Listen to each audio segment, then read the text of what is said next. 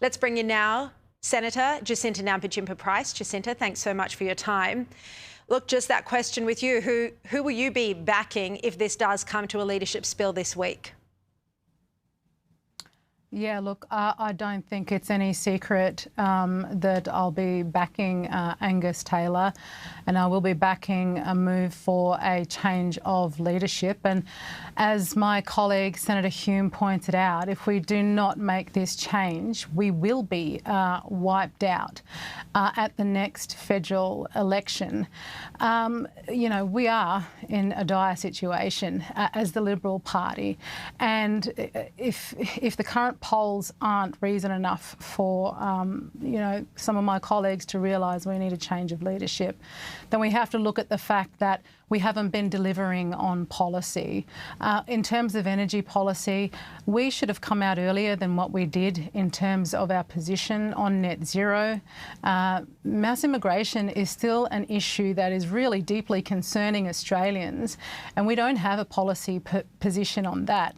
And while we're talking a big game in terms of economic policy, we don't know where we sit on that either. And, you know, rightly so, Australians have been pointing out to us that we're not coming across as though we know where we stand on anything. And Australians are screaming for leadership in Australia, in the country right now, because of this dire Labor government. That's one thing I can definitely agree with my colleague on. But we have failed to land a blow on the Labor government, and we've been handed ample opportunity to be able to land those blows. So, you know, we were here elected by the Australian people. The Australian people have been screaming out to us, and we have to start reflecting their needs, answering their calls, and we need a leadership that can take us in that direction. And to me, Angus Taylor provides that direction for us. Well, I'll get in a minute to why you think Angus Taylor is the right person, why he does provide that direction. But I just want to ask you, if there's a leadership spill of both positions, leader and deputy, Jacinta, are you going to run for deputy Liberal leader? I don't plan on running as deputy Liberal leader. I'm not sure who is, if there is anyone prepared to put their hand up for that position. All I know is that when it comes to the top job, I will be backing Angus in. All right, so why do you think he is the right person to be the next Liberal leader? Why do you think he personally can revive the coalition's fortunes? Look, I believe Angus holds the right values and the experience. I mean, he's a person who has built businesses. He's advised CEOs. He's run a successful family farm. I mean, when in his previous roles, he's got a pretty good track record as Energy Minister. He managed to reduce power prices by 9.5%, in contrast to Labor, who have increased prices by 12.5%. And look, I just think he is a pair of steady hands that we need right now. We've not had that. We've not had that in the party room. Party room has felt demoralising, and I'm probably not the only one of my colleagues to have felt that way in this time. I've felt no sense of inspiration or idea of direction, or, you know, how we're supposed to work together in a unified way.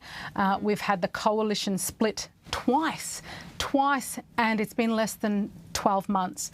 And I believe Angus will have what it takes to ensure that we can strengthen the coalition going forward to benefit Australians, to demonstrate that we are the alternative government, especially, you know, there's not that much time between now and another federal election, and we need to get working so we can stop talking about ourselves and start executing the arguments that Australians need to hear.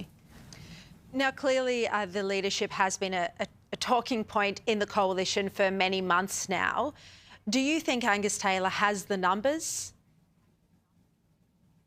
Look, I'm sure that Angus wouldn't have been submitting his resignation if he didn't believe that he did, I suppose.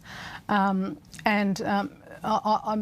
looking forward to the next couple of days when this decision can be made and we can all come together as a party in the party room to make this decision. Yeah, we saw some of your colleagues today suggest that there should be a petition with 50% plus one, so that's around 26 names on it, before a spill is called. I mean, is this really what's going to happen, or do you think there'll just be a spill motion at a party room? Look, I think it's unnecessary to have a petition if the polling isn't suggestive enough, if the dire circumstances aren't suggestive enough, then there's something wrong there. But look, I believe that it is likely a spill motion will probably be put forward. All right, Jacinta Nampijinpa Price, thank you very much for your time. Appreciate it.